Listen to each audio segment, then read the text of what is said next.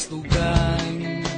Hindi malilimutan ang asaran na merong pikunan, lalo na rin ang unang niligawan, unang kabiguan.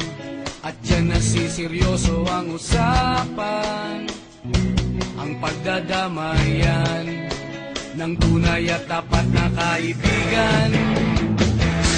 Kung mga